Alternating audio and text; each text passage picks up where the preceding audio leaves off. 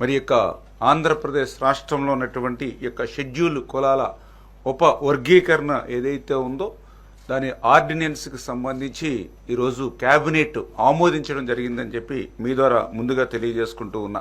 ఏదైతే మరి గతంలో కమిటీ ఇచ్చినటువంటి రిపోర్ట్స్ ఏదైతే ఉన్నాయో మరి దాని ప్రకారమే 7.5, 6.5, 1 అంటే ఈ రకంగా 15% రిజర్వేషన్ ఏదైతే ఉందో మరి ఆ రిజర్వేషన్ కూడా ఏదైతే జనాభా ప్రాతిపదికన అంటే రేపు భవిష్యత్తులో ఏదైతే జిల్లాల వారీగా జనాభా దామాషా ఏదైతే ఉందో దాని ప్రకారం కూడా భవిష్యత్తులో ఆ యొక్క జనాభా దామాషా వచ్చిన తర్వాత అమలు చేసుకునేటువంటి విధంగా ఈ రోజు కేబినెట్ లో కూడా డిస్కషన్ కూడా జరిగిందని చెప్పి తెలియజేసుకుంటూ మరి ఈ రోజు ఆర్డినెన్స్ కి కేబినెట్ ఆమోదం చెప్పడం జరిగింది. మరి 2-3 రోజుల్లోనే ఆర్డినెన్స్ రావడం, ఆర్డినెన్స్ వచ్చిన వెంటనే మళ్ళీ డిఎస్సి కూడా నోటిఫికేషన్ కూడా ఇచ్చి 45 రోజుల సమయం ఇచ్చి సాధ్యమైనంత వరకు రేపు విద్యా సంవత్సరానికి ముందే ఆ డిఎస్సి ద్వారా కూడా ఈ వర్గీకరణ ఫలాలు అందించాలనేటువంటి ఆలోచనతో కూడా ఈ ప్రభుత్వం ఉందనే విషయాన్ని కూడా ఈ సందర్భంగా తెలియజేసుకుంటూ ఉన్నాం. షెడ్యూల్ కులాల్లో ఉన్నటువంటి ఉపకులాల మధ్య ఉన్నటువంటి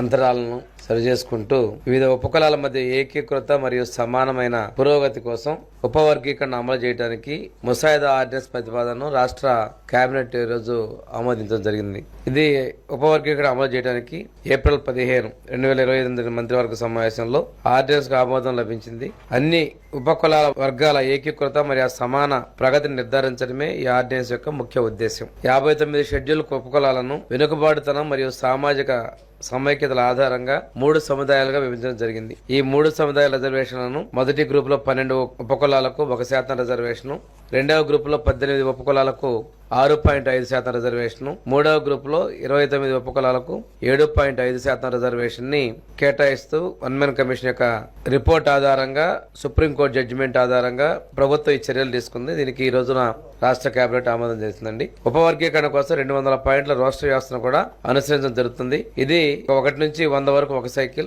101 నుంచి 200 వరకు రెండవ సైకిల్లో ఈ 200 పాయింట్ కూడా రోస్టర్ అమలు జరుగుతుంది. అన్ని షెడ్యూల్ కులాల వర్గాలకు విద్య మరియు ఉద్యోగ అవకాశాల్లో సమాన మరియు న్యాయమైన ప్రవేశం లభిస్తుందని, దీని ద్వారా రాజ్యాంగ లక్ష్యాలను సాధించి సామూహిక అభివృద్ధి నిర్ధారించగలని ప్రభుత్వం భావిస్తుంది.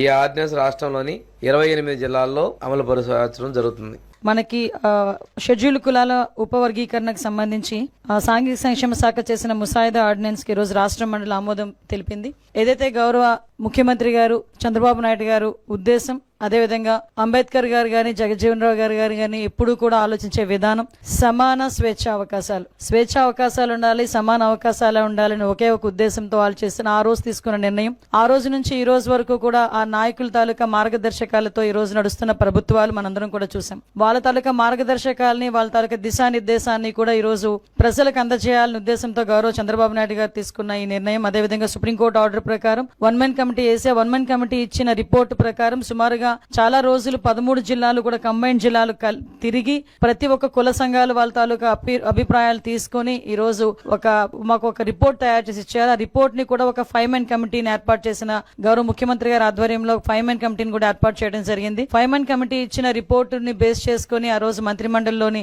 ఒకసారి మనం అందరం దానికి ఆమోదం పొందాం. అది మళ్ళా కేంద్ర ప్రభుత్వం దగ్గరికి వెళ్లి మళ్ళా తిరిగి ఆర్డినెన్స్ రూపంలో వచ్చిన తర్వాత ఆ ఆర్డినెన్స్ ని కూడా ఈ రోజు రాష్ట్ర మంత్రి మండలి ఆమోదం పొందడం అన్నది నిజంగా చాలా మంచి పరిణామం కింద భావించాలి.